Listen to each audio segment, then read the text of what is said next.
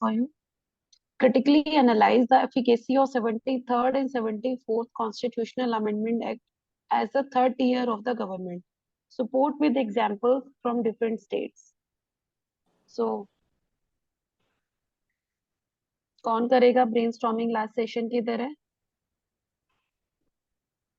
Listen, देखो, मेरे को आप लोगों का यहाँ पे इन्वॉल्वमेंट चाहिए। ये नहीं हो कि अकेली मैं ही आपसे बात करती रहूं। आप लोग भी प्लीज अपना माइक ऑन कीजिए और प्लीज इसमें अपने एफर्ट्स डालिए।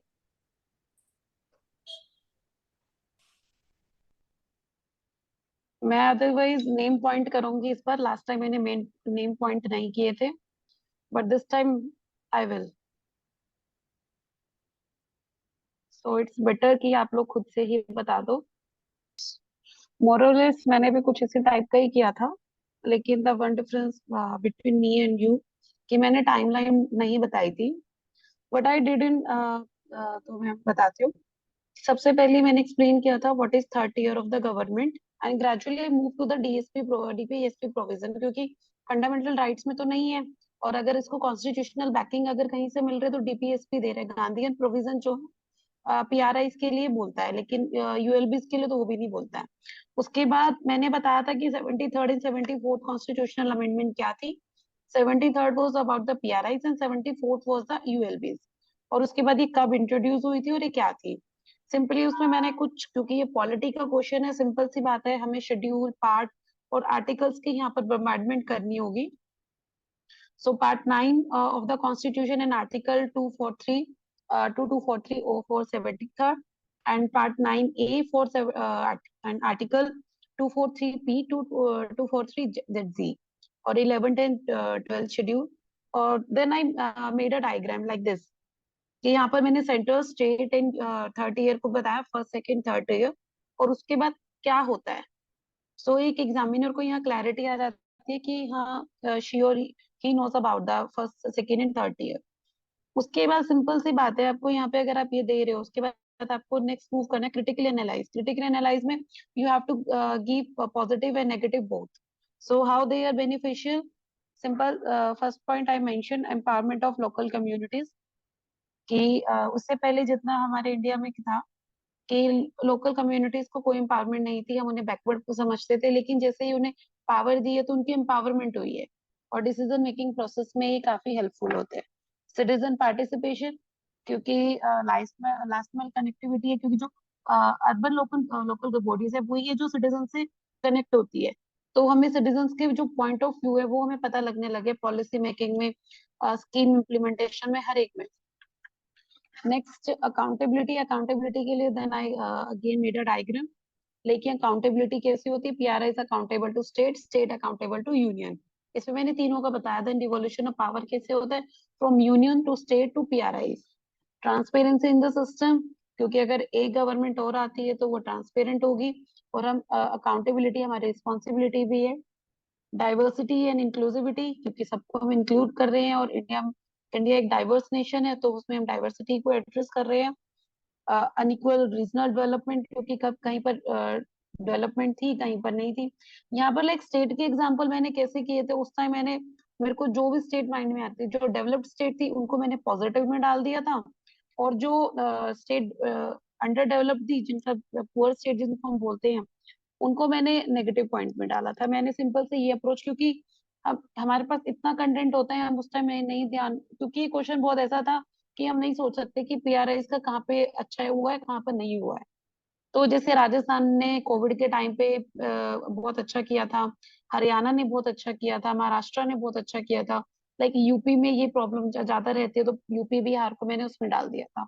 और स्मॉल स्टेट में जैसे हिमाचल, कुछ स्टेट में तो क्या है, पीआरआई यूएलबीज बनी ही नहीं है। और जैसे, तो उसको मैंने इस तरीके से स्टेट के एग्जांपल्स पुट किए थे, जो ये आपको बहुत हेल्प करेगा, क्योंकि उस टाइम पे हम नहीं सोच सकते कि हाँ, उड़ीसा ने क्या किया था, आंध्रा ने क्या किया था, तो तेलंगाना ने क्या किया था। तो सदर्न स्टेट में आप एग्जांपल डाल सकते हो, नॉर्थ ईस्टर्न का डाल सकते हो। Try to cover from each and every area, like from north, south, east, west and central. आपको 5 रीजन है, 5 में से एटलीस्ट दो दो स्टेट आप चूज करो, 10 स्टेट्स के आप नाम डाल दो। This is the easiest way, कि अगर आपको नहीं पता है, ना आते हुए भी आप क्वेश्चन को आप एड्रेस कर दोगे। सेकेंड नेक्स्ट पॉइंट था devolution of power, so better implementation, formation of finance commission. इसका आपको आर्टिकल देना है, क्योंकि प्री की अब आप कर रहे हो तो आपको आर्टिकल याद होगा। कुछ ट्रिक्स बना लेना mnemonics type. Formation of state election commission, दोनों का बताना है कि उसमें कहा था, उसमें आई थिंक 243 आई है और उसमें 243 वाई है। वुमेन पार्टिसिपेशन है, क्योंकि वुमेन को रिजर्वेशन मिल रहा है, इसमें मैंडेटरी रिजर्वेशन है। और अभी कुछ जगह 50% रिजर्वेशन इम्प्लीमेंटेशन हो रही है, तो उसको भी आपको यहाँ मेंशन करना है। SC ST की आपको बताना है, क्योंकि ये नहीं है कि हरियाणा में ST नहीं है तो हम नहीं बताएंगे। ST अदर ट्राइबल एरिया में PRI जैसे जो नॉर्थ ईस्टर्न स्टेट है वहां पर बहुत हेल्प हुआ है। उसके बाद चैलेंजेस आते हैं। चैलेंजेस में मेन क्या आता है, फाइनेंशियल कॉन्स्ट्रेंट।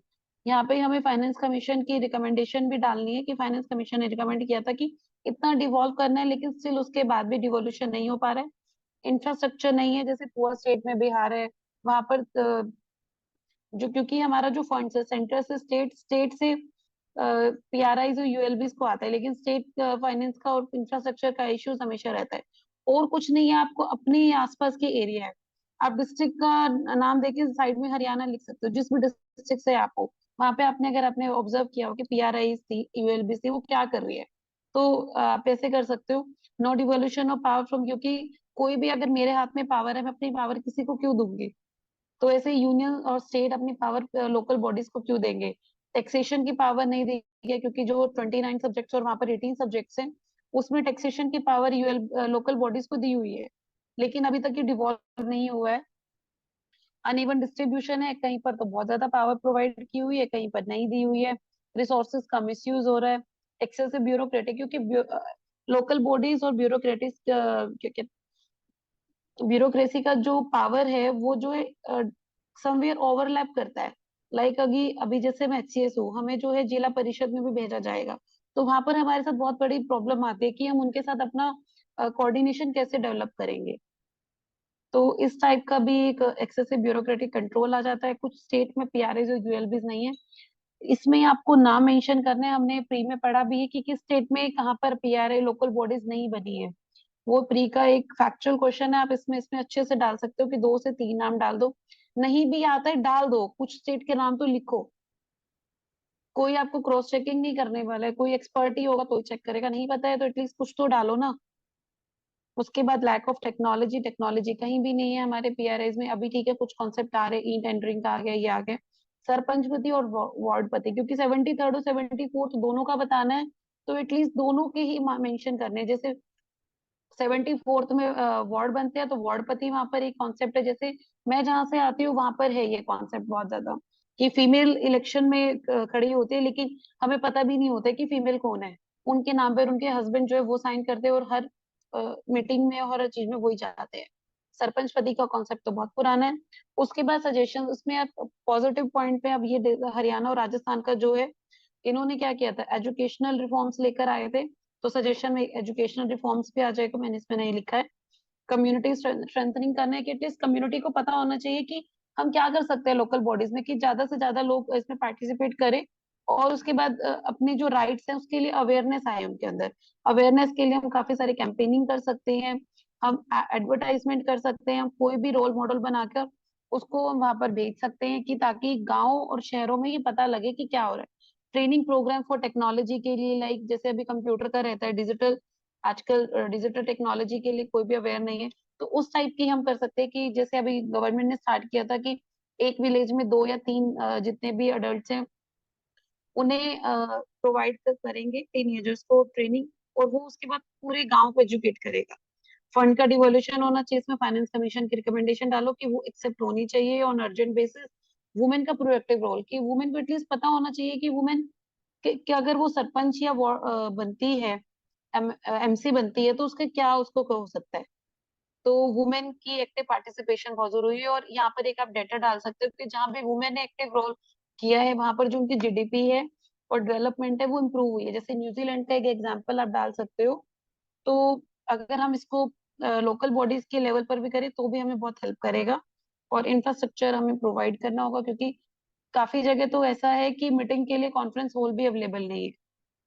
तो इस टाइप से, और कंक्लूजन में यू हैव टू राइट कि डिस्पाइट ऑफ मैनी चैलेंजेस, क्योंकि conclusion must be positive. many challenges ki PRIs and ULBs have performed very well and grassroots democracy है और India is the world largest democracy, तो उसमें 30 year government ने अपनी responsibility and accountability को fulfil किया and this also fulfil the principle of minimum government and maximum governance और सबका साथ सबका विकास। कुछ इस टाइप के स्लोगन आप खुद भी उस टाइम पे बना सकते हो और जो ये हमारे मोदी जी बोलते रहते हैं तो उनको आप इसमें डाल सकते हो। Shall we move to next?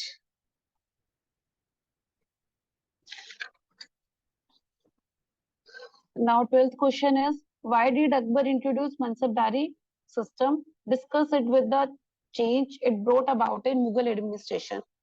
इसमें अभी कोई बताएगा या मैं बताऊं? गाइस प्लीज बता दो, उतनी लंबी क्लास रहेगी, मेरे पास भी थोड़ा शॉर्टेज ऑफ टाइम है। अच्छा, तो एक मनसब क्वेश्चन आप सबके माइंड में ये आ रहा होगा कि 14 मार्कर क्वेश्चन में 6 पेजेस थे।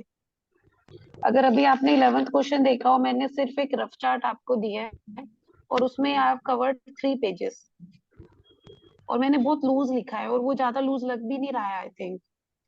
तो कुछ इस टाइप से आपको अपने वहां पर पेजेस भरने हैं। एटलीस्ट ये मत रखना कि आपने यूपीएससी वाला पैटर्न फॉलो करके 3 पेजेस यू फील, लेकिन उसके बाद 3 पेजेस जो है आपके ऐसे ब्लैंक है और उस पर आप कट कर रहे हो। तो try to understand the human tendency. इसमें आप ये कर सकते हो कि थोड़ा लूज लूज लिख लेना और ये फ्लो चार्ट वगैरह जो है ना, इसको बनाते रहना, इससे आपका जो पेज है ना वो कवर हो जाता है।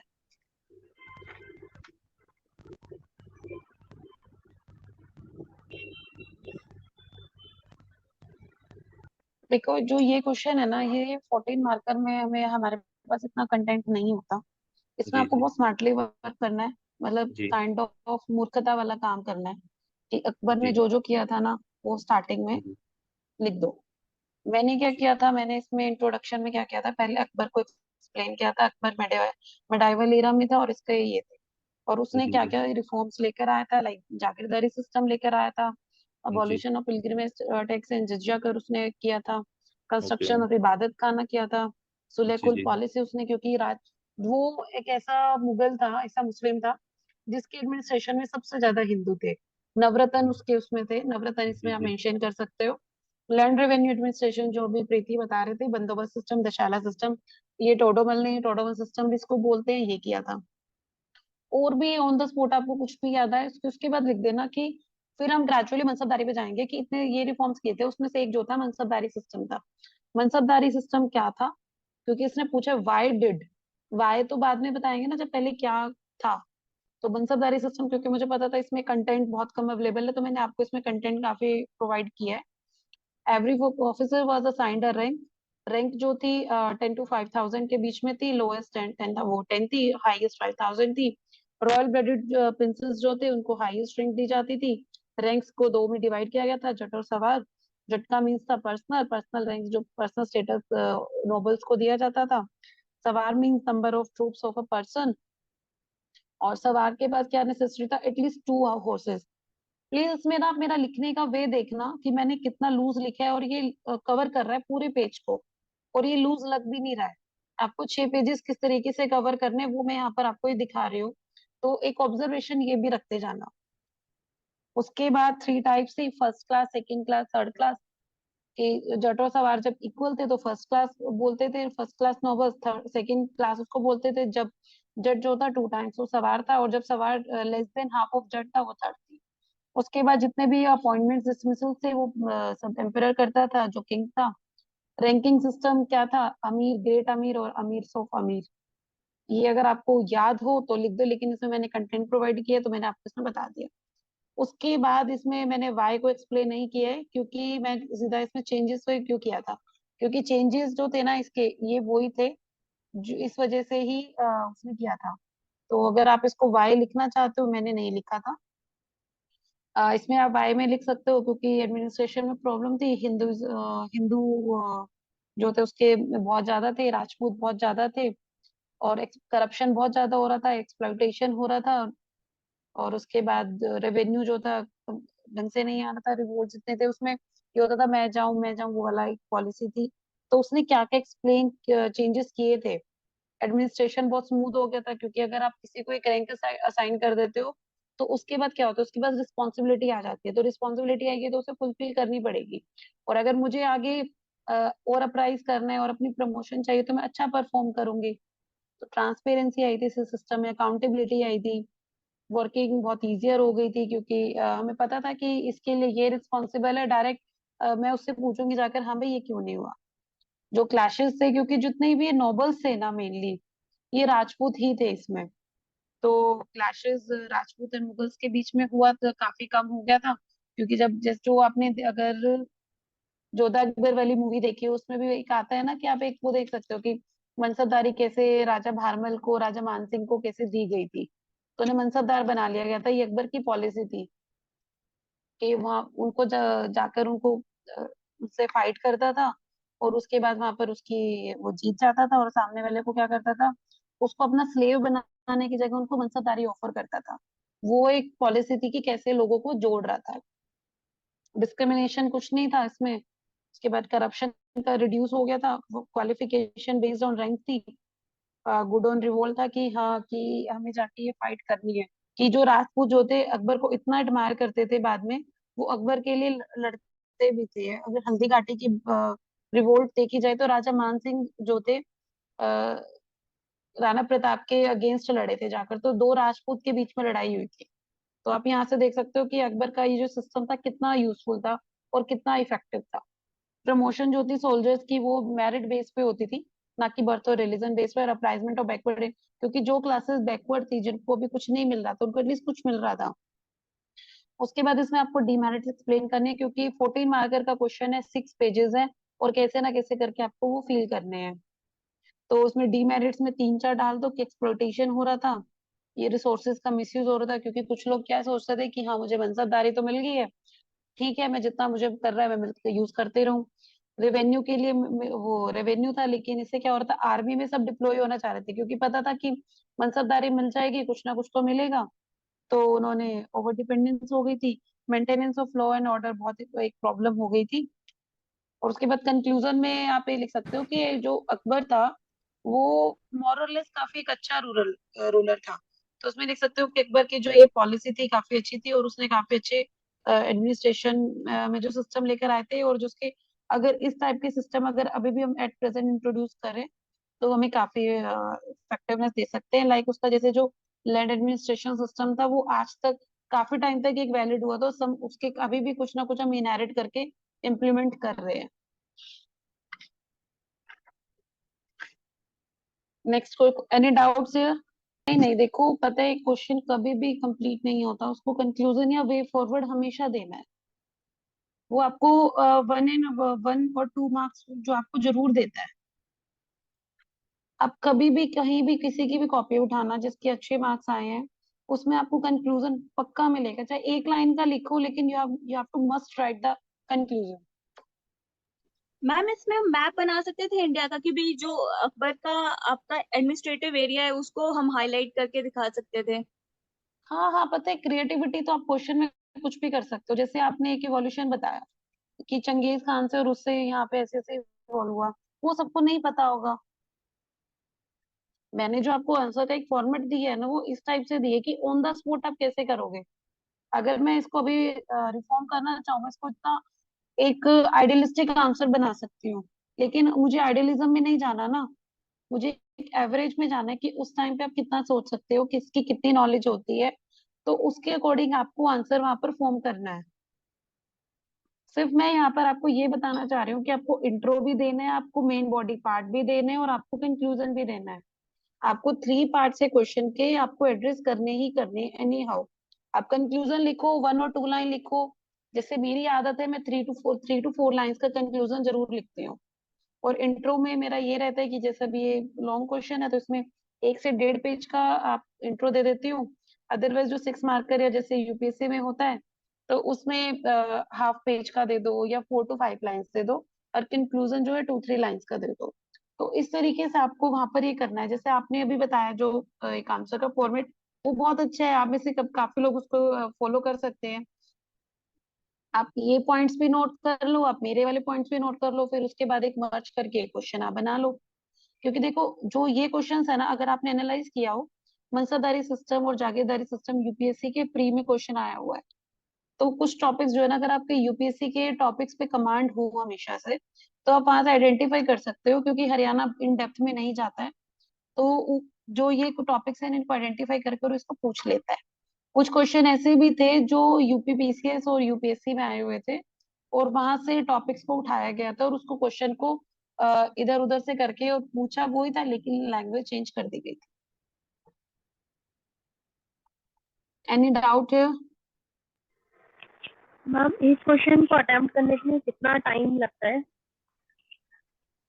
यार वो तो पता है क्या है, मैनेज करना पड़ता है। जैसे मैंने अपना सोचा हुआ था, क्योंकि क्वेश्चन जो था एकदम से पैटर्न चेंज हुआ था हरियाणा को, उससे पहले तो कुछ और ही आता था।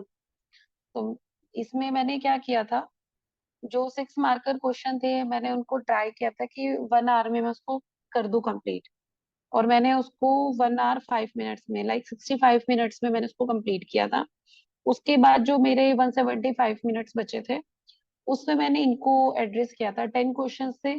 तो इसका मतलब सॉरी, 175 तो टोटल मिनट, सॉरी 115 मिनट्स में।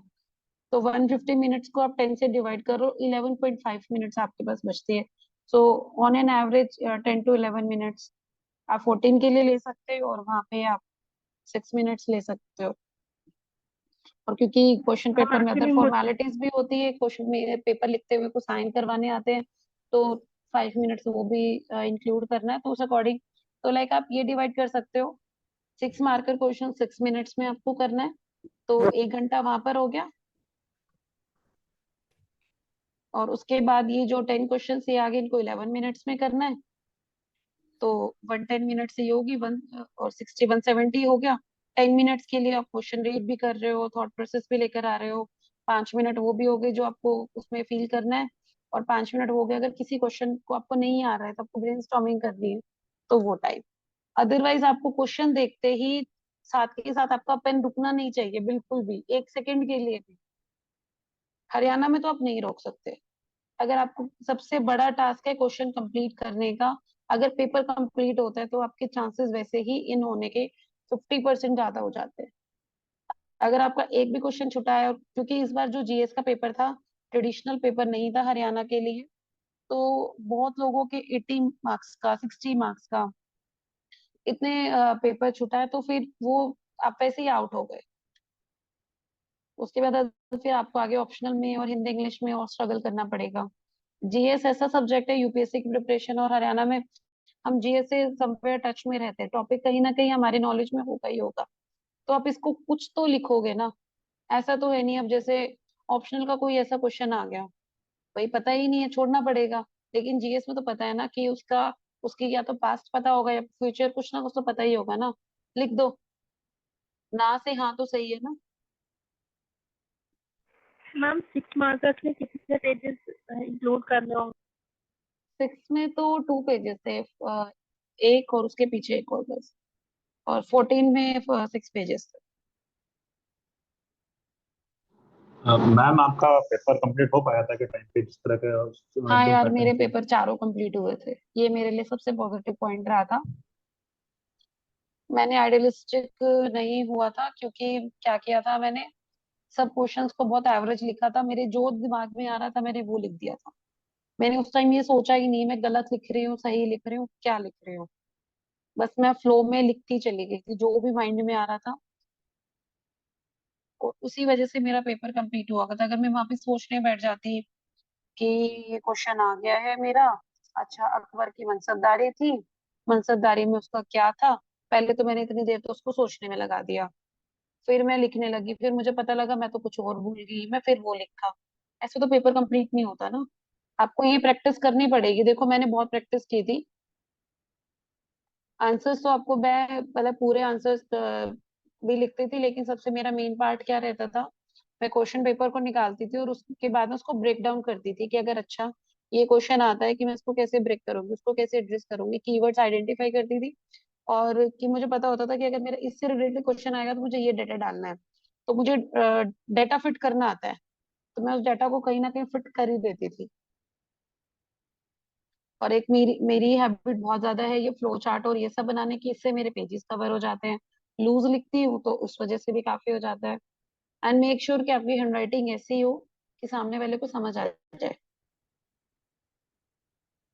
और हमारा मेंस हुआ था उस टाइम, थोड़ा सर्दी का टाइम आ गया था।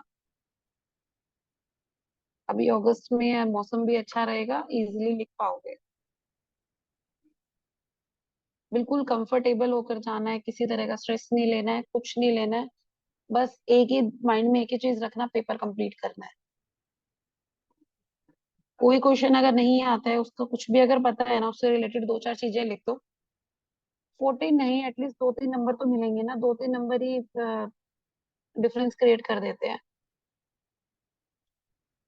ओके, नेक्स्ट क्वेश्चन मूव करें। 13, describe the steps taken by the government of India to face the threat posed by the COVID-19 pandemic. Add a brief note on the issues and challenges involved in tackling the situation.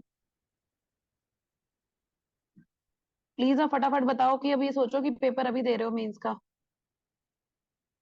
बिल्कुल बिल्कुल।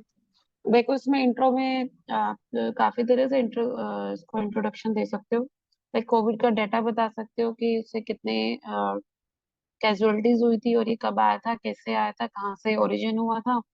Origin का जैसे कि contradictory है तो इसको ना ही डालो तो अच्छा रहेगा। बाकी इंडिया में तो इतना सच कुछ इशू होता नहीं।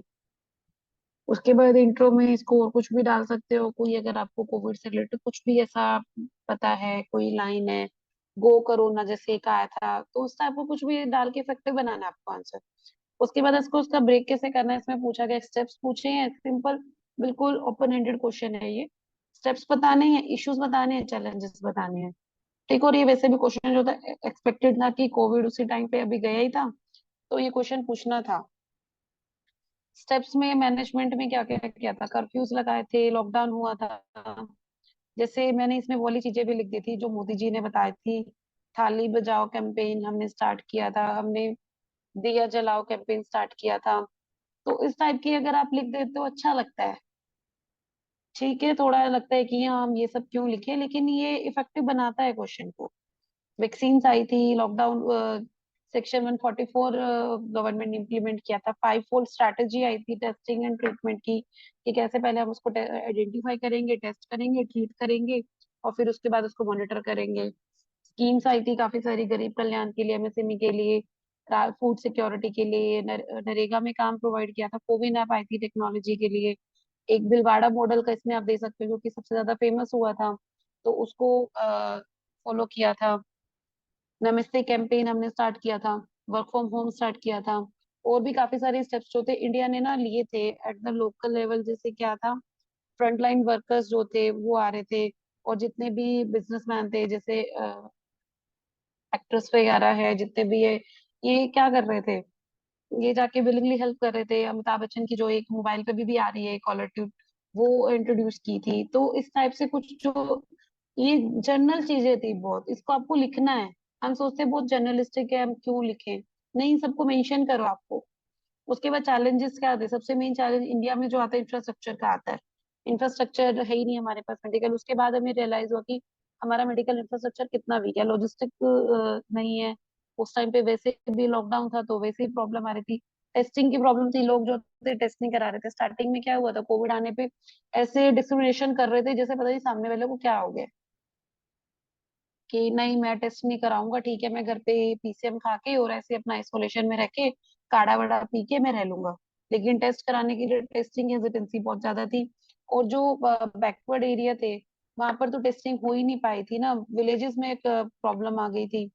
Reaching the last mile connectivity सबसे इम्पॉसिबल टास्क था, क्योंकि पॉपुलेशन इतनी ज्यादा है, उसमें 130 करोड़ लोगों के पास पहुंचना ही अपने आप में ही एक बहुत बड़ा चैलेंज था। लेकिन स्टिल इंडिया ने बहुत अच्छा परफॉर्म किया। फॉल्स इन्फॉर्मेशन थी कि वैक्सीन तो ना ऐसे ही है, इसको तो नहीं कराना है, वैक्सीन से कुछ भी हो सकता है, वैक्सीन की जगह पानी लगा रहे हो, वैक्सीन हेजिटेंसी। लाइक जब हमारा पेपर था उससे 10 दिन पहले एक आर्टिकल आया था हिंदू में कि वैक्सीन हेजिटेंसी कुछ कम्युनिटीज में थी। तो उसको हमने कैसे करना है कि वैक्सीन हेजिटेंसी की, उनकी जो आप क्या कहते हैं उनका धर्म है, वो उन्हें अलाउ नहीं करता कि किसी टाइप की वैक्सीन को लेने के लिए। और एक फॉल्स इन्फॉर्मेशन आज तक है कोविड की वैक्सीन के लिए कि इनफर्टिलिटी लेकर आती है, और ऐसा कुछ भी नहीं है। तो ये चैलेंजेस कुछ इस टाइप के थे। इश्यूज क्या थे कि cases day by day rise हो रहे हैं। सेकेंड वेव तो बहुत ज्यादा मतलब सेकेंड वेव तो मैं खुद याद करती हूँ, मुझे खुद भी दुख होता है। रिस्पॉन्स टू पैंडेमिक हमें कैसे करना है, कोई तो बहुत लाइटली ले रहा था कि नहीं यार कोविड कुछ नहीं है, ऐसे ही पागल बना रहे हैं, और कोई तो बहुत सीरियस ले रहे थे। माइग्रेशन का इशू सबसे बड़ा आया था, क्योंकि जितने भी थे यूपी और बिहार वाले लोग थे, वो इधर दिल्ली में गुजरात में हर जगह फंस गए थे, और हमने न्यूज डेली सुनते थे कि आज उस हाईवे पर इतने लोग खड़े हैं। दिल्ली में आनंद विहार आपने सुना होगा, वहां पर तो मारा मारी हो गई थी। तो माइग्रेशन का इशू सबसे ज्यादा हो गया था कि इसको कैसे टैकल करें, लोगों को उनके घर तक कैसे पहुंचाए, क्योंकि सबको टेंशन हो गई थी। काम इंडस्ट्रीज वगैरह सब कुछ ठप हो गया, तो उसके बाद बंदा कहाँ रहेगा, अपने घर की तरफ ही जाएगा। स्लम और पुअर पीपल, जो जैसे मुंबई में हुआ था, स्लम में एकदम से एक ब्लास्ट हुआ था कि वहां पर एड्रेस ही नहीं हुआ था। मेडिकल किट जो टेस्टिंग की थी वो अवेलेबल नहीं थी, डाटा की एक्यूरेसी नहीं थी, कि कहीं से तो डाटा बहुत ज्यादा एक्सेस में आ रहा है, कहीं से डाटा आ ही नहीं रहा है।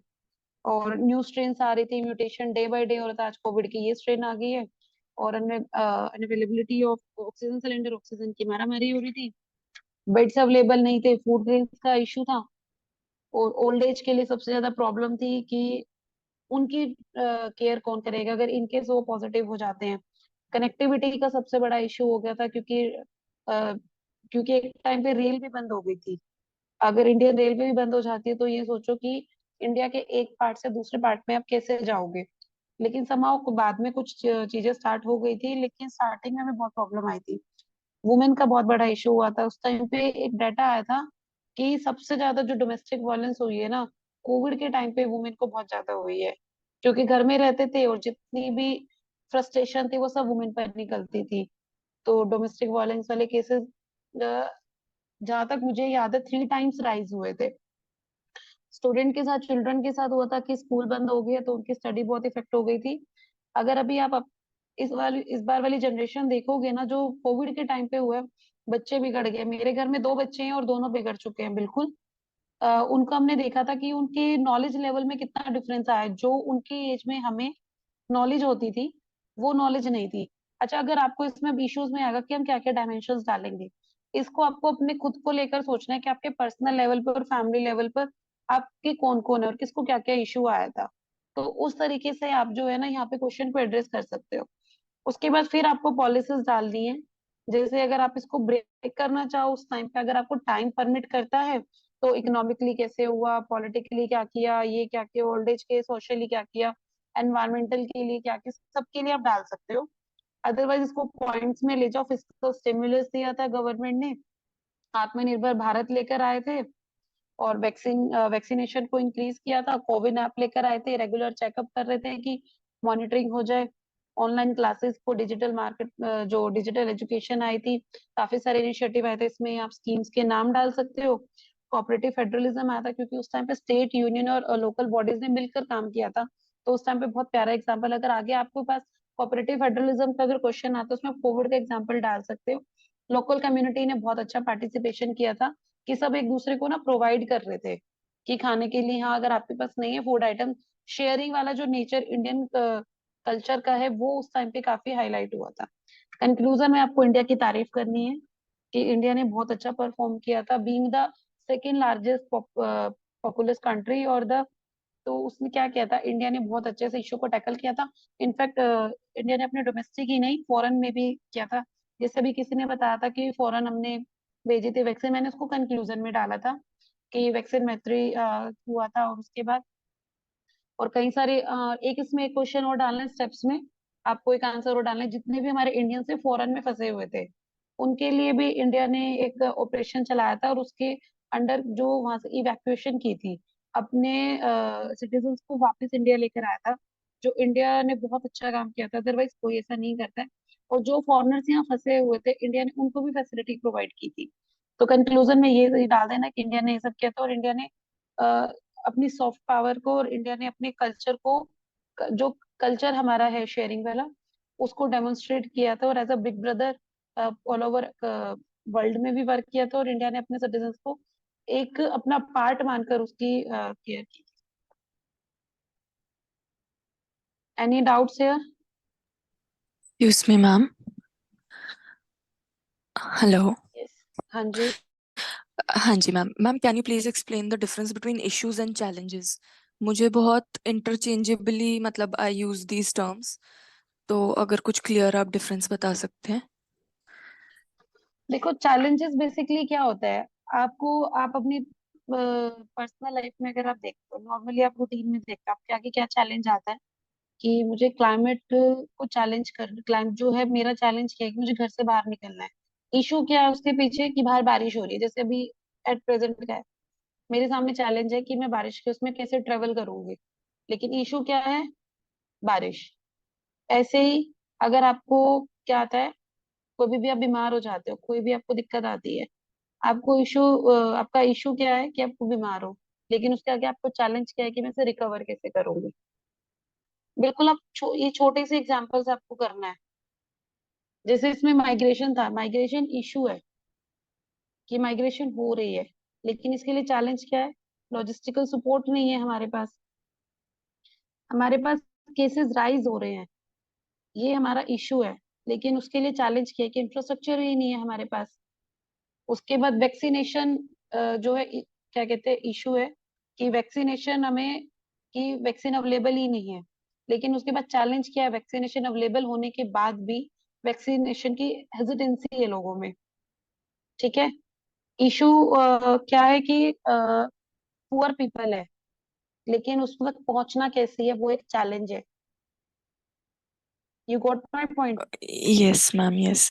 सो हम इसको ऐसे भी ब्रेक कर सकते थे कि इशू लिख के साइमल्टेनियसली उसके सामने ही उसका आप चैलेंज लिख दीजिए, है ना? लेकिन स्पेस इतना नहीं होता ना, जो यूपीएससी वाली शीट होती है वैसे ही हरियाणा की शीट आई थी, उसमें आप कैसे हाँ लिखो. जी.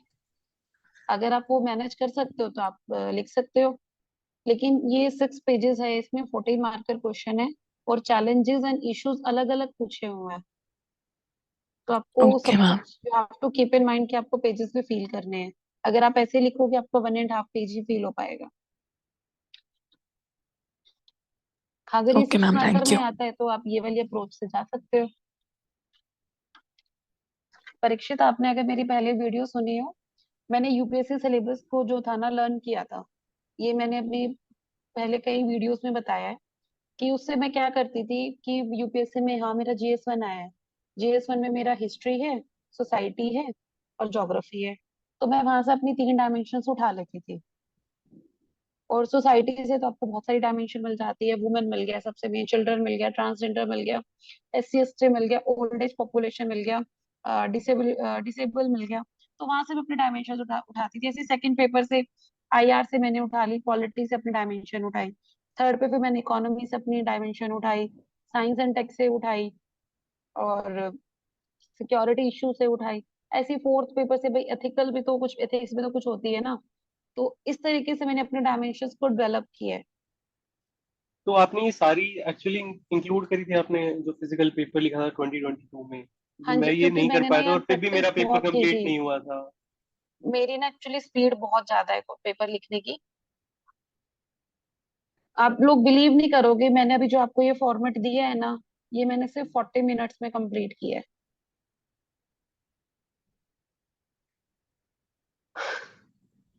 काफी 40 अमेजिंग है। तो मिनट्स मैम फिर में बहुत. कैसे अभी मैं किया कुछ जाए? पढ़ भी नहीं रही हूँ, टू बी वेरी ऑनेस्ट, मैं अभी कुछ पढ़ भी नहीं रही हूँ, क्योंकि ट्रेनिंग और आउटिंग और इन सब में ही मेरा टाइम जा रहा है. मैं, इनफैक्ट मुझे न्यूज़पेपर पढ़ने का भी टाइम नहीं मिल रहा है. स्टिल मैंने ये डायमेंशन सिर्फ उसी, क्योंकि मेरा एक वो वे है करने का, और उसी से मैंने डायमेंशंस जनरेट किए. और मेंस के टाइम पे तो आप इतना पढ़ लेते हो, मैंने उस टाइम पे इससे भी ज्यादा, मैं लिटरली बता रही हूँ, मैंने इससे भी ज्यादा लिखा था. और मैंने बहुत प्रैक्टिस की थी क्वेश्चंस को. पता है आप लोग नहीं कर रहे हो, जो भी आप लोग हेजिटेट कर रहे हो ना आंसर्स बताने में, मैं सामने वाले को, मैं लाइब्रेरी में होती थी अपनी और मैं कहती थी अच्छा यार मेरे को बताओ क्वेश्चन, मैं एड्रेस करूंगी. मैं अपने पीयर ग्रुप में भी, मुझे कोई अननोन भी मिल जाता था ना, मैंने उसके साथ भी ये चीजें डिस्कस की है. आप लोग मेरे साथ ही नहीं कर पा रहे हो.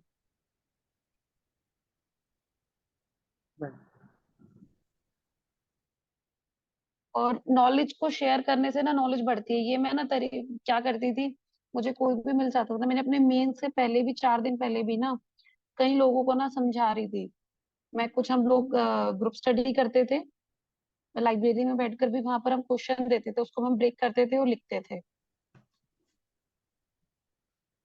और एक जनरल ऑब्जर्वेशन, जैसे आप आसपास रहते हो, आपकी जैसे बिल्कुल सिंपल सा आप पढ़ रहे हो लाइब्रेरी में, आपने देखा कि क्या क्या आ रहा है, वहां से आप कुछ चीजें कनेक्ट करो। फिर आप बाहर, जैसे बाहर रहते हैं हम लोग, पढ़ते हैं, तो आपके रूम में क्या इश्यू आ रहा है, आपके फिर आउटर उसमें क्या आ रहा है, फिर आप ट्रेवल करते हो, घर के लिए जाते हो, वहां पे क्या इश्यू आ रहा है, तो इस टाइप से आपको डायमेंशन मिल जाती है।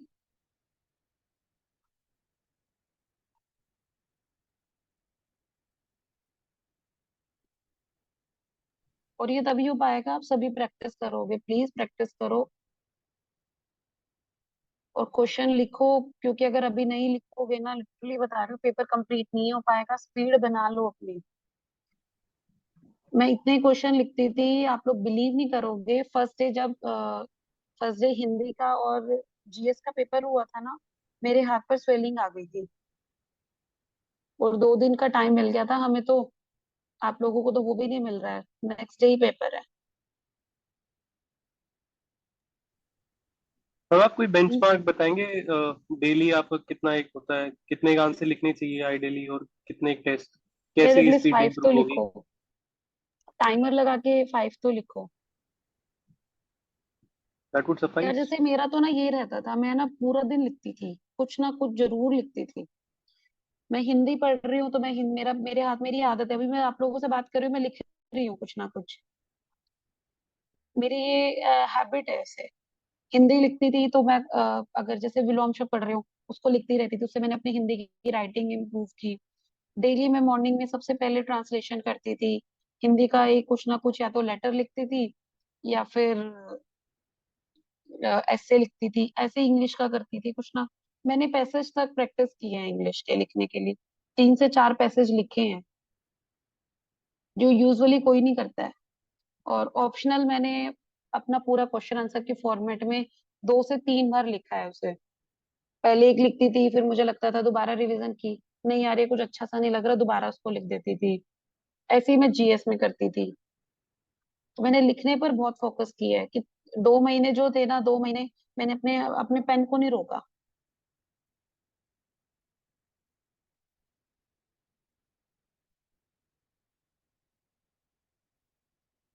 और एक, हाँ, आप लोग हिंदी के लिए याद आया मुझे, यूपी पीसीएस की ना प्रीवियस ईयर की एक कॉपी आती, बुक आती है शिल्पी के नाम से, शिल्पी पब्लिकेशन की है, वो कर लेना, वो काफी हेल्प करेगी। उसमें आपको जो ये है ना, प्रेसी राइटिंग हिंदी वाली, वो हेल्प करेगी। Ma'am okay. हाँ जी। मैम आप ट्रांसलेशन की प्रैक्टिस कैसे करते थे, जो आप कह रहे हो कि आप मैंने रोज राघव करते थे? प्रकाश से की थी। राघव प्रकाश के जितने भी बैक में एक्सरसाइज दी हुई है ना, वो सारी की थी। उसके बाद न्यूज़पेपर उठा लेती थी, और कहीं से भी कुछ भी मिल जाता था पैसेज, क्योंकि उसी में ही आई थिंक 25 के अराउंड है, तो वो भी आप कर लोगे, मोर देन इनफ। और उसके बाद हरियाणा के भी 6-7 पेपर हो चुके हैं, वो वाली कर लो। और बाकी वो कैब के लिए बताया था मैंने, राघव प्रकाश के पीछे एक्सरसाइज वो दी हुई है, पारिभाषिक शब्दावली, वो कर लेना। और एक हिंदी न्यूज़पेपर के एटलीस्ट 2 एडिटोरियल डेली पढ़ो। दैनिक भास्कर पढ़ लो, सबसे बेस्ट है दैनिक भास्कर, उसके 2 एडिटोरियल पढ़ लो, आपकी वो कैब स्ट्रांग हो जाएगी। और जब व्याकरण करोगे तो वो कैब वैसे ही स्ट्रांग हो जाएगी। Okay, please move to next question.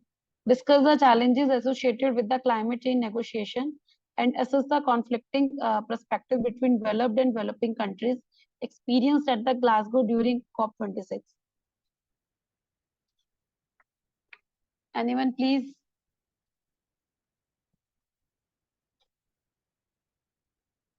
अभी नेक्स्ट 2 क्वेश्चंस में मैंने ज्यादा मटेरियल प्रोवाइड नहीं किया है, क्योंकि बहुत जनरल से क्वेश्चन है, और ये मटेरियल आपके पास, सबके पास होगा, कंटेंट मैंने सिर्फ ब्रेक करके बताया है। प्लीज यार। बुक के रूल बुक मैकेनिज्म फाइनलाइज हो गया था कार्बन मार्केट के लिए, यही याद आ रहा था एग्जैक्टली कंक्रीट पॉइंट में। तो सबसे मेन पंचामृत। इंडिया के प्लेजेस, या I was supposed to write them and I did not. क्योंकि इस क्वेश्चन में सबसे मेन जो एग्जामिनर देखेगा, पंचामृत देखेगा। अगर इसका आप लिंक देखो ये पंचामृत, तो आपको प्री के, अगर प्री में आया था हमारा एक क्वेश्चन, उससे भी हमें याद आ जाता कि पंचामृत आया था। ओके, मैंने इसको कैसे किया था, मैंने सिंपल COP26 से स्टार्ट किया था कि COP26 ग्लासगो में हुई थी और ये कब हुई थी ये बता दिया था। और little bit I explain about the UNFCCC कि UNFCCC कैसे आया था, उस टाइम पे क्या क्या हुआ था। एजेंडा 20 बनाया था, एक CBD बना था। इस टाइप से मैंने कुछ चीजें दी थी, क्योंकि 14 मार्कर क्वेश्चन है, बहुत कुछ देना पड़ेगा इसमें। तो कॉप क्या होती है, तो UNFCCC के उससे बता दिया था। उसके बाद COP26 में हुआ क्या क्या था, पंचामृत इंडिया ने दिया था। पंचामृत मैंने पांचों एक्सप्लेन किए थे। ये 5 पॉइंट क्या थे, ये मेरे को बाय हार्ट याद थे, क्योंकि मैंने अपनी टेबल पे स्टिक नोट्स में ये लगाया हुआ था और मैं इसको डेली पढ़ती थी, क्योंकि मुझे पता था ये आएगा ही आएगा। क्लाइमेट चेंज से रिलेटेड पता था क्वेश्चन आएगा ही आएगा, तो मुझे पता था कि उसमें मुझे क्लाइमेट चेंज से पंचामृत को तो डालकर ही आना है। मैम और ये याद तो हमने भी करे थे, इफ यू रिमेम्बर, हम जिस ग्रुप में थे, जिस डिस्कशन करते थे, हमने हाँ दो जी, तीन हाँ बार ये जी। करे थे। But I could not find a place to place them appropriately. I think मैंने सोचा होगा कि कहीं बाद में लिखूंगा, but then I forgot it, क्योंकि 6 यार पेज होता है, एक्चुअली बार मेरी बार अप्रोच क्वेश्चन। पता है क्या रहती है, मैं बाद वाली रखती ही नहीं, मुझे लगा जो उस क्वेश्चन में अभी कर सकती हूँ ना फिट, उस क्वेश्चन में मैं उसको फिट कर ही देती हूँ, चाहे रिपीट हो जाए। हु केयर्स के रिपीट किया है, एग्जामिनर इतनी कॉपीज चेक करा, उसको वैसे दिमाग में आएगा, अच्छा शायद वो मैंने पिछली कॉपी में पढ़ा होगा। आपको साइकोलॉजी से भी खेलना है।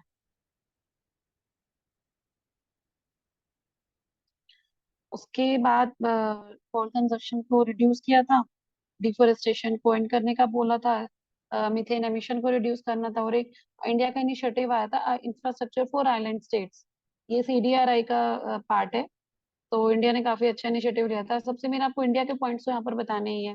One sun one world one grid वाला सबसे मेन आया था। और अगर जो एक दो भी अगर आपको याद थे तो वो आप क्लास वाले डाल सकते थे।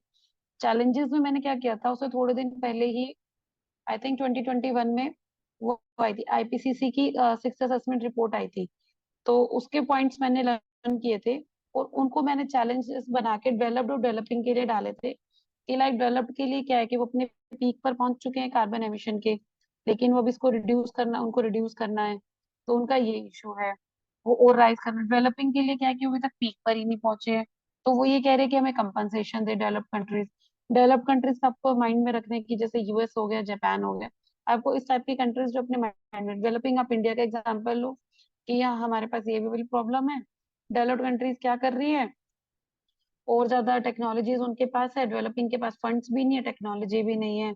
तो इस टाइप से आपको यहाँ क्या क्या करना है, यहाँ पर आपको डिफरेंशिएट करने के लिए बोला बोला ही नहीं है चैलेंजेस और इश्यूज को, तो आप दोनों एक ही में डाल दो, क्योंकि बहुत माइन्यूट सा डिफरेंस होता है दोनों में।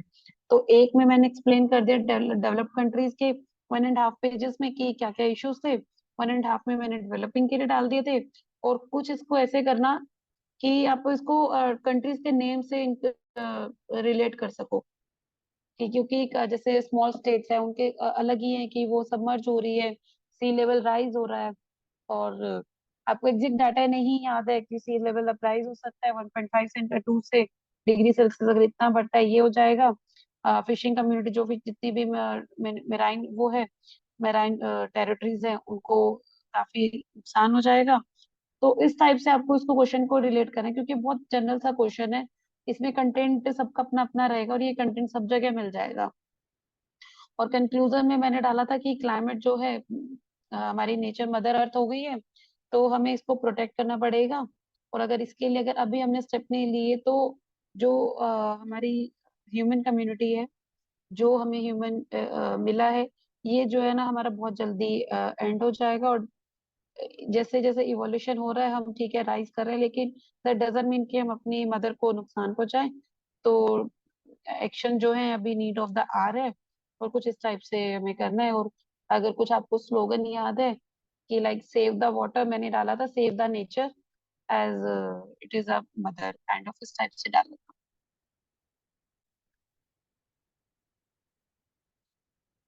और कंट्रीज के यहाँ पे नाम जरूर दे देना, क्योंकि डेवलप्ड और डेवलपिंग हुआ है, तो एग्जामिनर जरूर देखेगा कि आपको क्या पता है कि डेवलप्ड कंट्रीज कौन सी है, डेवलपिंग कौन सी है। एनी डाउट है? Okay.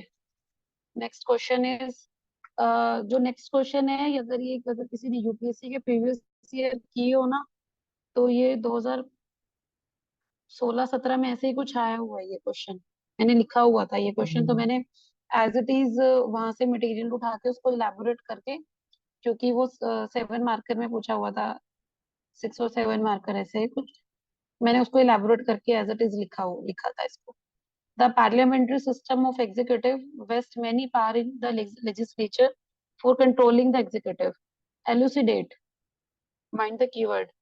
Also, why it is so necessary to control the executive.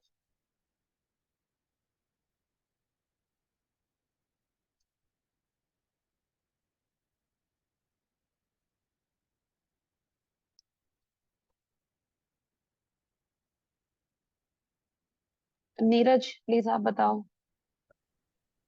ना आप ही कर देना इसको fast wind up, because next class 8 o'clock। ठीक है। Okay okay sir. इंट्रोडक्शन मैंने इसको सिंपल से ऐसे दिया था, पार्लियामेंट्री सिस्टम क्या होता है कि इंडिया जो है लार्जर डेमोक्रेसी, और जो पार्लियामेंट्री सिस्टम है वो वेस्टमिंस्टर गवर्नमेंट से, इंग्लैंड से हमने बोरो किया, तो चेक एंड बैलेंसेस की जो है हमने यूएस से लिया था, और लेकिन वहाँ पर स्ट्रिक्ट चेक एंड बैलेंसेस रहता है। इंडिया में लेकिन ऐसा नहीं है, तो मैंने एक ये वाला डायग्राम वहां पर बनाया था, जुडिशरी, लेजिस्लेचर एंड एग्जीक्यूटिव। मैंने इसमें बताया था कि किस तरीके से जुडिशरी जो है लेजिस्लेचर को होल्ड करती है, लेजिस्लेचर एग्जीक्यूटिव को करता है, और एग्जीक्यूटिव और लेजिस्लेचर दो है जो ना जुडिशरी को करता है। जुडिशरी कैसे एग्जीक्यूटिव को भी करती है, और एग्जीक्यूटिव कैसे लेजिस्लेचर को भी करते है, ये एरो बना देना। और जो क्या है, जुडिशरी तो स्ट्रिक्टली सेपरेटेड है, लेकिन लेजिस्लेचर और एग्जीक्यूटिव है, ये दोनों ही एक ही सिक्के के दो पहलू हैं। तो इनको इस तरीके से ये वाला जो है ना, आप इसको यूज कर सकते हो। उसके बाद मेन बॉडी पार्ट में मैंने इसमें लिखा था कि एग्जीक्यूटिव कैसे कंट्रोल करती है लेजिस्लेचर को, कि लाइक वो पॉलिसीज बनाती है और उसकी अमेंडमेंट्स लेकर आती है। तो आप इंदिरा गांधी वाली टाइम की वो 51, जैसे 51 में फर्स्ट अमेंडमेंट आई थी, कैसे एग्जीक्यूटिव कर रही थी कि पहले तो लेजिस्लेचर को पूरी पावर, एग्जीक्यूटिव को पूरी ठीक है अमेंड कैसे कर सकते हैं, लेकिन कैसे वो वाली टाइमलाइन अगर आपको याद है ना, तो आप ये यहाँ पर कर सकते हो। जैसे आर्टिकल 16 में क्लॉजेस आई थी, तो उसको आपको यहाँ पर डालना है। ये बिल्कुल कोर पॉलिटी का क्वेश्चन है, इसमें ऐसा कुछ है ही नहीं हार्ड एंड फास्ट कि आपको नहीं आता है। लेजिस्लेचर फिर आगे कैसे करती है, वो एग्जीक्यूटिव चेक कैसे, check and balance, no confidence motion है, उसके बाद बजट में वो कैसे इसको कंट्रोल करती है,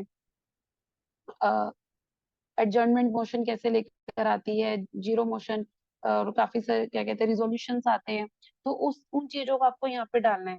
और ये नेसेसरी क्यों है? नेसेसरी सिंपल सी बात है, अगर हम एग्जीक्यूटिव पर कंट्रोल नहीं लगाएंगे, तो वो कोई भी पॉलिसीज अपनी मनमानी करेंगे, करप्शन आ जाएगा, ट्रांसपेरेंसी नहीं आएगी, अकाउंटेबिलिटी नहीं रहेगी। क्योंकि अगर हम जो हमारा system executive responsible to legislature, accountable to legislature, और अगर जो एग्जीक्यूटिव है, लेजिस्लेचर जो है उनको हम वो इंडियंस ने वोट करके उसको इलेक्ट किया है, वो इलेक्टिव गवर्नमेंट है। तो इलेक्टिव गवर्नमेंट अगर सिटीजन के लिए पॉलिसी बना रहे हैं, फंड्स को यूटिलाइज कर रहे हैं, तो सिंपल सी बात है, उसको कंट्रोल तो करना पड़ेगा ना। तो कुछ इस टाइप से, और सबके लिए कम्युनिटी पार्टिसिपेशन हो जाए, हर कम्युनिटी के लिए, हर सेक्शन के लिए, एनवायरमेंट के लिए, जो भी है सबके लिए हमें कुछ ना कुछ लेकर आना पड़ेगा। अगर जो रिच है उनके लिए कुछ ऐसी पॉलिसी लानी पड़ेगी, जो मिडल मैन है उसके लिए लेकर आनी पड़ेगी, पुअर के लिए है। तो इस तरीके से हमें मैनेजमेंट जो है ना हमारी होनी चाहिए, तभी जो है कंट्रोल करना जरूरी होगा। और कंक्लूजन में आप सिंपल डाल सकते हो कि इंडिया बहुत अच्छा परफॉर्म कर रहा है, और जो एक वेस्टिंग ऑफ पावर है ना, वो इंडिया ने हमेशा अवॉइड किया है। और बस ये पार्लियामेंट्री सिस्टम बहुत सूट कर रहा है, और प्रेसिडेंशियल सिस्टम हमने नहीं फॉलो किया था, क्योंकि इसे हम अकाउंटेबिलिटी और ट्रांसपेरेंसी को इंश्योर करते हैं अपने सिस्टम में, और रीचिंग द माइल कनेक्टिविटी को हम इंश्योर करते हैं, इंक्लूसिव गवर्नमेंट के लिए जाते हैं। और वैसे कुछ इस टाइप के की पॉइंट्स आप डाल सकते हो। So that's all from my side. Sir मेरी तरफ से तो हो गया है, बाकी अगर किसी को कोई डाउट है तो 5 मिनट्स में प्लीज पूछ लो। मैम, मैम हाँ आपका जी, व्हाट्सएप ऑप्शनल था, तो आपने टेस्ट सीरीज कोई ज्वाइन करी थी या फिर आपने प्रीवियस ईयर क्वेश्चन सॉल्व करे हुए थे? मैंने यार यूपीएससी और यूपीपीसीएस के प्रीवियस ईयर सारे लिखे थे।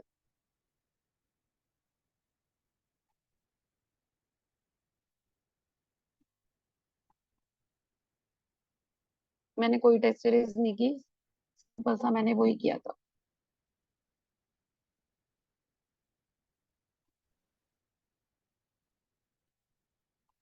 मैम करंट अफेयर्स की सोर्स बता सकते हो, मतलब कितना आपने जैसे पेपर देखा, हमने लास्ट ईयर काफी पढ़ा था, बट इतना ज्यादा करंट मेरे हिसाब से नहीं पूछा। आपके हिसाब से क्या असेसमेंट है? अब क्या इस टाइम पे, जैसे आपने बोला राइटिंग यार मैं काफी ज्यादा करनी है, तो करंटली बैलेंस कैसे करेंगे पढ़ना और यार राइटिंग मैंने को? कर जैसे, क्योंकि इस बार वाला जो पेपर था ऑलमोस्ट करंट बेस्ड था। मैं द हिंदू डेली रीड करती थी और उसके मैंने अपने नोट्स बनाए हुए थे। द हिंदू में से मैंने मेन मेन टॉपिक्स को आइडेंटिफाई किया हुआ था। बाकी एक विनय सर ने ना वो एक लास्ट में टॉपिक की लिस्ट निकाली थी, अगर आप लोगों ने पढ़ी हो तो। मैंने उन टॉपिक्स को सिंपल क्या किया था कि आइडेंटिफाई किए थे और वो टॉपिक्स मेन मेन किए थे।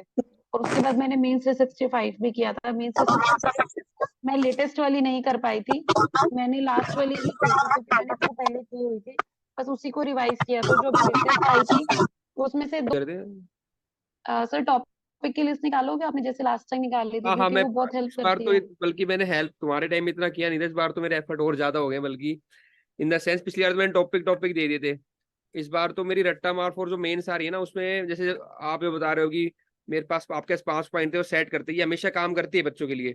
तो मैंने इस बार क्या कर रखा है इसमें कि मैं मैन्युफैक्चरिंग है, तो उसकी मैंने 1 मिनट की वीडियो बना दी है, जिसमें एक जिसमें क्या है कि 15-20 मतलब की पॉइंट है उसके अंदर, जो भी पॉलिसी वॉलिसी है। एक सेकंड होल्ड करना। तो उसमें क्या है 15-20 मतलब कि पॉलिसी के पॉइंट है, ठीक है। तो वो बेटर तरीका है। तो 100 वीडियोस के अराउंड में टारगेट लेके चल रहा हूँ, हालांकि अभी 35 कुछ हुई है, तो 60-70 प्लस वो कर देंगे। प्लस मैं लिस्ट तो मैं निकाल ही दूंगा, तो वो हो जाएगा ही ना रेडी। तो सर वो लिस्ट दे देना, क्योंकि मेरे को बहुत हेल्प की थी उस लिस्ट ने। वो लिस्ट है, प्लस दूसरा मेरे को भी लग रहा है हिना ने काफी कहा, और ये आपको करना चाहिए प्रैक्टिस, क्योंकि इस बार तो बल्कि मेरे को लग रहा है मैं इस बार और ज्यादा एफर्ट कर रहा हूँ, तुम्हारे टाइम इतना नहीं कर पाया था। कि इस बार एक डेली आंसर राइटिंग वाला प्रोग्राम भी है, जिसमें डेली बच्चे आप 5-6 क्वेश्चन लिखो, और टेस्ट सीरीज तो है ही है, तो लिखना तो पड़ेगा, उसके बिना बात बनेगी नहीं, है ना। और लिखे जितना ब्रेनस्टॉर्म करे, हमेशा ही ना वही फोकस कर रही है। और ये जो आप कह रहे हैं इतना जनरेट कैसे करेंगे पॉइंट, वो ऐसे ही करेंगे जनरेट, और कैसे करेंगे पॉइंट जनरेट। जितना बार बार आप लिखोगे उतने ब्रेनस्टॉर्म होगी, उतना आपको प्रैक्टिस होगी, उतने आपके डायग्राम्स आएंगे। तो पूरा इस बार कंटेंट रेडी है ही ना, है ना। तो होपफुली बस बच्चे करें उस सर चीज। एक शायद आई थिंक सर आपने कभी वीडियो भी बनाई थी डायमेंशंस को जनरेट करने की, मैंने अभी देखी थी। हाँ, तो ये जो आप कह रहे हो कि अब मेरे को तो पता है ये चीज है कि इंपॉर्टेंट है, तो 1 2 3 4 चारों सिलेबस मैंने याद ही करवा रखे हैं बच्चों को, याद करने की जरूरत ही नहीं है, प्रोवाइडेड देखें, बाद इशू है ना। अब आपने वो सारी चीज देख ली थी, इंप्लीमेंट कर ली थी, इसलिए आपका सिलेक्शन हो रखा है। अब वो कई बच्चे होते हैं जो नहीं करते उसी को इंप्लीमेंट, बस कहते हैं देखेंगे लेक्चर भूल जाएंगे, तो वो मेरे को एक इशू लगता है लिखना। सर मेरे लिए प्री हर्डल था मेंस का, तो मैं आपको हमेशा, मेरे को मेंस मुझे लिखने का एक बार मौका दे दो, वो मेंस फोड़ दूंगी। हाँ, तो अब बाकी मैं इनको कहता रहता हूँ कि ठीक है, अब जो 1 2 3 4 चारों सिलेबस ट्रिक के थ्रू याद करवा रखा है, कि अगर वो वीडियो देख लेंगे तो ब्रेन में स्ट्रक्चर बन जाएगा, अच्छा इसमें ये लिखना है, इसमें लिखना है। वो चीजें काफी हेल्प करती है डायमेंशन जनरेट करने में। अब ठीक है, मैं तो ये कहूंगा तारीफ आपकी, एक गुड स्टूडेंट वो इंप्लीमेंट कर लेता है चीजों को, और हाथ चलता रहे, जो आपने कर लिया और आप उस साइड ऑफ फेंस में हो। बाकी बच्चे 3 3 4 6 साल वही गलतियां करते रहते हैं, फिर वो हो नहीं पाती बात। सर अभी भी यहाँ पर यही कर रहे हैं, क्योंकि सिर्फ 2 या 3 ही है जो विलिंगली ब्रेनस्टॉर्मिंग कर रहे हैं, बाकी कोई नहीं कर रहा है। बहुत प्रॉब्लम आएगी। मैं हाँ, ये विद गारंटी कह सकती हूँ, पेपर में आप सोचने में टाइम निकाल दोगे और फिर 80 मार्क्स का क्वेश्चन छूटेगा, फिर सर आपको आकर बोलेंगे सर क्वेश्चन पेपर छूट गया। काफी हुआ है पिछली बार, बच्चे बहुत नैरो रह गए। एक स्टूडेंट तो ऐसा है, अगर मान ले वो यूपीएससी में बता रहा हूँ, एक केस स्टडी पूरी कराता तो इंटरव्यू कॉल आ जाती। और ऐसे एचसीएस में भी थे, मतलब कि अब एक एक क्वेश्चन से वो बाहर हो जाते हैं, कईयों को सर्विस नहीं मिली है, तो मेरे के हर एक क्वेश्चन की फाइट है। और वो तो पहले तो उस लेवल पे आना है, उस लेवल पे तभी आ पाएंगे जब हम लिखेंगे। लिखेंगे रोज लिखो 5 क्वेश्चन जीएस इंग्लिश हिंदी के, कोई किसी 1 घंटा उसको दो, 1 घंटा दो अपने ऑप्शनल को। मेरा तो ये मानना है 2 घंटे लिखो, उसके 8 घंटे पढ़ लो, जो पढ़ना है तुम्हें, क्या करना है। सर मैं लिटरली, मैंने अभी आज ही बताया कि मेरे हाथ पे लिटरली स्वेलिंग आ गई थी, इतना लिखने के बाद भी, इतनी प्रैक्टिस होने के बाद भी। हाँ, तो यार अब वो देखो, आप ये समझ नहीं रहे इस बात को ना, कि ये नहीं, मैं जनरली किसी को पॉइंट नहीं कर रहा, लेकिन जो एक कम्युनिटी है वो उस ईगो में, मतलब कि सेटिस्फेक्शन होता है कि 12 घंटे पढ़ चुका, सेटिस्फाई हो गए। वो सेटिस्फाई नहीं करना अपने आप को कि मैं 2 घंटे लिख के आया हूँ फिर 8 घंटे पढ़ गया हूँ। तो सेटिस्फाई नहीं करना अपने आप को कि हाँ भाई पढ़ लिया है, काम करना है। और इतनी डेडिकेशन, इतने एफर्ट रिक्वायर्ड है, क्योंकि कॉम्पिटिटर तुम्हारे हैं। और आप ये ही ना, और भी तो एसडीएम जो हमारे लगे हैं, उनसे बात, किसी से बात करो, हर एक की स्टोरी है जो कि मेहनत और उस डेडिकेशन को दर्शाती है। तो वो करना ही पड़ेगा अपने को ये। अपने कंफर्ट जोन से तो आपको हाँ, निकलना ही बाहर आओ और पड़ेगा। लिखो। देखो, तो आप मेरी किसी और के सभी लिए नहीं कर रहे, खुद के लिए कर रहे, खुद की लाइफ सेटल होनी है। ना मुझे कोई बेनिफिट मिलना है, ना सर को कोई बेनिफिट मिलना है। हमें अब इसका आइडिया कि इन्होंने इसको क्रॉस किया, इतनी मेहनत की, और मैं इतने बच्चों को गाइड कर चुका हूँ, तो हमें इस चीज का आइडिया हो चुका है कि क्या चीज रिक्वायर्ड है एग्जाम को पास करने के लिए। तो वो अगर सीधा तुम्हें कोई बता रहे हैं, नहीं मेरे को कोई इस बार लग नहीं रहा, पर मेरे को लगा यार कि बच्चों के लिए क्लिक करती है चीजें, इसलिए मैंने रट्टा मार्क फॉर मेंस निकाला है, जिसमें आपको मतलब कि सीधे हिट ही अगर वो कर रहे हो तो फिर सीधा हिट ही हो रहा है पॉइंट। मान लो COP27 के टेक अवे एक वीडियो में बना दिए। पहले तो पिछले मैंने लिखा था कि COP27 के टेक अवे या 26 जो थी, तो वो क्वेश्चन आ गया। तो इस बार मैं कंटेंट भी दे रहा हूँ कि ये 7 पॉइंट लिख के आओ उसके अंदर। तो मेरे मतलब पूरा दिन लगता है उसको जिस्ट निकालने में, फिर मैं शाम को वीडियो रिकॉर्ड करता हूँ उसकी। ये है। देखो, हम सभी वर्क कर रहे हैं, मैं लिटरली बता रही हूँ, मैंने सिर्फ ये इनिशिएटिव इसीलिए लिया है कि एटलीस्ट किसी का सिलेक्शन हो जाए। हम्म। प्लीज आप सब भी एफर्ट्स लगाए, लिटरली मेरी पर्सनल रिक्वेस्ट है। देखो, मुझे कुछ बेनिफिट नहीं मिलने वाला, लेकिन आई लिटरली वांट कि जब मैं भी स्टूडेंट थी, मुझे भी लगता था कि कोई मेरी हेल्प कर दे, और नो वन वाज देयर। तो मैं एक इमोशनली होके कह रही हूँ, प्लीज डू प्रैक्टिस। अच्छा हो जाएगा, लिटरली बता रही हूँ। आपके पेरेंट्स के फेस पर जो स्माइल आती है ना, वो आप मतलब सोच भी नहीं सकते आपको क्या इंटरनल सेटिस्फेक्शन देती है। अपने लिए नहीं, अपनी फैमिली के लिए कर लो।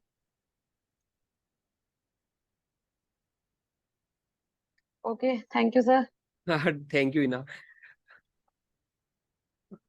एक सेशन और कर लेंगे हिना के साथ, है ना आप लोग, लेकिन मेरा ये है कि उस टाइम आप जब करके आओगे ना, तो अपना ब्रेनस्टॉर्म करके आना, ताकि फास्ट हो जाए चीजें। हिना आपको फिर और इनपुट देगी, है ना। स्टिल इतना बिजी रहता है, फिर भी देखो आप खुद ही देखो कितने लोग कर पाते हैं ना। तो she gone out of her way, तो आपके लिए टाइम निकालने की, तो उस चीज को अप्रिशिएट करो। मैं तो काफी अप्रिशिएट करता हूँ हिना को इस चीज के लिए, है ना। सर, कल सुबह 4 बजे हमें निकलना है पंचगनी अच्छा के बताओ। लिए। अब ये तो मतलब मेहनत उस टाइम भी और मेहनत अब, ये एटीट्यूड है एक मेहनत का। और जैसे कि मैं खुद लिख रहा था आपके लिए, होपफुली आपने भी नोट्स बनाए होंगे इस लेक्चर से क्या सीखा है। देखो आपको सक्सेस होने का बताता हूँ मेंस के अंदर क्या तरीका होता है। एक तो हिना ने बता दिया, और हम इस पे फोकस करते हैं कंटिन्यूस आंसर राइटिंग। प्लस दूसरा जो तरीका है वो है कि जो क्लास हुई थी ना, ये कभी भी आप कोई क्लास करो या कोई नोट्स पढ़ो, तो उसके बाद उठो मत एकदम से, आज क्लास अब सारे भागना मत। उसके बाद पेन डाउन करना या दिमाग में सोचना 10 मिनट क्या लर्निंग थी। तो अगर मैं इस बात को, इस क्लास को समराइज करूं, किससे पूछूं, हालांकि आप लोग बताओगे कम, मुझे पता है, लेकिन मैं खुद ही बता देता हूँ कि इसमें जो बात थी ना, मैं मान लो अगर सोच रहा हूँ तो मैं क्या इससे करता। एक तो इसने इन्होंने बड़ा अच्छा यूज करते हैं डायग्राम का, जिससे वो 6 पेज पूरे भर पाती है। तो ये लर्निंग है हमारे लिए कि हम डायग्राम करेंगे, खुला खुला लिखेंगे। मतलब कि मैं कॉपी इतनी वैलिडेट करवा रहा हूँ, रिव्यू कर रहा हूँ, देख रहा हूँ, तो उसमें कई बार लगता है बच्चे अननेसेसरी स्पेस छोड़ते हैं। यहाँ पे एक बैलेंस यूज है स्पेस का, अननेसेसरी भी नहीं लग रहा है और वो फिल भी कर रही है। तो ये बैलेंस मेंस में जो कीवर्ड आता है ना पास करना, वो होता है बैलेंस। ऑप्शनल और जीएस में बैलेंस, हिंदी इंग्लिश सब में बैलेंस, ऐसे स्पेस यूज में कितना छोड़ना है वो सब बैलेंस। तो बैलेंस वर्ड की है। तो एक तो आपको स्पेस यूज करना है, एक डायग्राम यूज करना है, एक इन्होंने इनोवेटिव वर्ड यूज किया है, देखो वर्ड वार्डपति। सब लोग पंचायतपति करते हैं और वहां तक लिमिट रहते हैं अपने आप को। तो आप देख लो टॉपर में कुछ ना कुछ एक अलग चीज होती है, तो इसने इनोवेट किया पंचायतपति से वार्डपति। ये इनोवेशन लेके आने, लास्ट क्लास में जो पंच था ना इना का वही था कि हर आंसर में आप एक इनोवेशन ले आओ, आपका 1 नंबर बढ़ जाएगा, है ना इना, यही था ना लास्ट क्लास का पंच। बिल्कुल तो सर, देखो मैंने यही मैंने किया था। इसकी पूरी क्लास में तो बैठता ही हूँ, है ना, वो इसीलिए कि आपको मैं कुछ समराइज कर पाऊं। लेकिन मेरे को पूरी क्लास में से एक चीज याद रही, इनोवेशन लाना है। तो ऐसे ही आपको हर क्लास में से एक चीज याद रखनी है, 2 चीज याद रखनी है, वही आपको सक्सेसफुल बना देगी। कई बच्चे आते हैं और चले जाते हैं बस क्लास लेके, एब्जॉर्ब नहीं करते। एक धीरज सर जो आईएफएस, उन्होंने एक क्लास ली थी, उससे मैंने क्या लर्निंग, मैं खुद लर्न करता हूँ, हालांकि पता रहती है फिर भी, कि आंसर में मोनोटोनी ब्रेक करनी है। कई बच्चे डायग्राम डायग्राम डायग्राम, वो भी गलत है। आंसर पैराग्राफ पैराग्राफ, वो भी गलत है। पॉइंट पॉइंट पॉइंट, वो भी गलत है। मोनोटोनी ब्रेक करनी है, कभी पॉइंट कभी डायग्राम, कभी पैराग्राफ कभी डायग्राम। तो मोनोटोनी ब्रेक करनी है। ऐसे क्या होता है, आपको हर वीडियो से, हर अपनी क्लास से बैठ जाओ, चाहे सोशियोलॉजी का ले रहे हो, बॉटनी का ले रहे हो, लेक्चर ले रहे हो, कि क्या सीखा मैंने उससे, फिर उसको दिमाग में सोचो, फिर उठ के जाओ। ठीक है ना। तो ये 2 चीज ध्यान रखनी है आपको, कि एक तो आंसर राइटिंग करनी है, दूसरा जो भी क्लास या लेक्चर पढ़ रहे हो 5 मिनट उसको रिवाइज करो अपने टेबल से उठने से पहले, फिर जाओ, ताकि वो आपके मेमोराइज, आपको चीजें ज्यादा हो। और एक और अच्छा लगा मेरे को इसमें, जो मैं बताता हूँ बच्चों की, हिस्ट्री के क्वेश्चन में हमेशा टाइम पीरियड लिखते ही ना, तो वो आप ध्यान रखो। एक तो ज्योग्राफी क्वेश्चन में स्पेशियल एंगल, एग्जाम्पल स्पेस के अलग अलग जगह के, और हिस्ट्री में टाइम एंगल, कि टाइम कौन से पीरियड में डायनेस्टी थी। ये चीज आपको 1-1 मार्क्स एक्स्ट्रा दिलाएंगी। पॉलिटी में आर्टिकल, इकोनॉमी में पॉलिटी में data. Article, judgements, commission committee, इस तरीके से। IR में कंट्रीज के नेम, जो हाँ इंटरनेशनल ब्लॉक्स हैं उनके नेम। ये देखो, ये चीज अपने आप लिख लिख के जनरेट होंगी। अब बॉक्स बने हुए हैं, अपने स्टिकी नोट्स जैसे बताया कि पंचामृत का बना लिया। इस बार के मैं टॉपिक जल्दी निकाल दूंगा, वीडियोस में लगातार ऐप पे डाल ही दिए मैंने, जो रट्टा मार फॉर मेंस है उसमें, और मैं अभी टॉपिक जनरेट कर रहा हूँ आपके लिए। तो बहुत हेल्प होने वाली है, बस आपको स्मार्टली प्ले करना है, क्वेश्चन को देखना है जो आ रहा है। ये बड़ी अच्छी बात है कि टाइम के ये मत सोचो, जैसे इंद्रजीत मेरे ख्याल से परमजीत, आई डोंट नो क्या पी से नाम था, क्या नाम था, परीक्षित, सॉरी। परीक्षित। ये कम देखो क्या टॉपर, और उसमें जो लड़का वो भी मेहनती है, इनोवेटिव है, उसने काफी रिप्लाई सर किए। बहुत मेहनत करते हैं सर, लेकिन क्योंकि फर्क हम क्या लोग होता तो है ग्रुप अचीवर में और प्रोजेक्ट। उसमें? ये देखो कि हिना ने क्या किया, मेरे को जो है मैंने लिख दिया, ऑब्वियस सी बात है, उस एग्जामिनर के पास थोड़ी टाइम है कितना अरेंज देखना, एक तरीका तो होना चाहिए, लेकिन वो पेजेस भी देखेगा। अब परीक्षित को लग रहा है यार मैं कहाँ लिखूंगा, मेरे को ये सेंस नहीं बना रहा। होता है थोड़ा, लड़का टेक्निकल होते हैं, लड़कियां उस चीज थोड़े बेटर ऑर्गेनाइज होती हैं कि जो आ रहा है लिख दो, पेज भर दो। ये एडवांटेज मिल रही है तभी। एक बार मैंने देखा है मेरी स्टूडेंट जो लड़कियां होती है, उनका प्री निकलता है, फिर मोस्टली सिलेक्शन के चांस बढ़ जाते हैं, क्योंकि वो राइटिंग में इतनी कॉन्फिडेंट होता है। हम लोग मतलब लड़के जो होते हैं वो थोड़ा टेक्निकल हो जाते हैं, यार इसे लिखूं ना लिखूं, टू बी और नॉट टू बी वाली कंडीशन नहीं आनी चाहिए भाई, यहाँ पे है ही नहीं स्कोप इतना। वो एग्जामिनर थोड़ी इतना अपडेट है, वो तो सही में ही। अब कोप 26 वर्ड देखा मैंने तो मेरे दिमाग में आ गया था, इसके भी आ गया भाई, पंचामृत तो लिख के ही आना है। तो वो मिस नहीं कर सकते आप, जो उसका क्रक्स है, और लिखो, और लिखने से आप चीजें सीखोगे। ठीक है ना, लास्ट वर्ड कुछ सर बोल? नेक्स्ट सर हाँ नेक्स्ट बताओ। सेशन इन सब से पूछ कर लेना कि जिस दिन ये ब्रेनस्टॉर्मिंग कर सके, मुझे अरे कम बोलना पड़े, ये सब ज्यादा बोले। ठीक है, आगे तो इनसे बात करके ठीक। देखो लास्ट सेशन होगा मेरे ख्याल से इना का एग्जाम से पहले, because after that she will be busy. तो आप लास्ट सेशन का पूरा फायदा उठाओ, अपने लिखो आंसर वांसर, है ना? और फिर देखते हैं, और लास्ट में कुछ और आपके लिए जितना हो सका हम दोनों मदद करेंगे आपकी। ठीक है, नहीं सर, मतलब मेरी तरफ से अगर सेशन जब भी बोलोगे मैं ले लूंगी, चलो ठीक है, थैंक यू। लेकिन हेल्प होनी चाहिए। अगर किसी हाँ के डाउट है, एक डाउट सेशन ले लेंगे। आप भी करो उस चीज को ना थोड़ा, कि हाँ उसको भी लगे कि उसने मेहनत कर रही है, तो आप भी कर लिख के आ रहे हो, और अपने लिए कर रहे हो, आप किसके लिए थोड़ी कर रहे हो, बात समझो।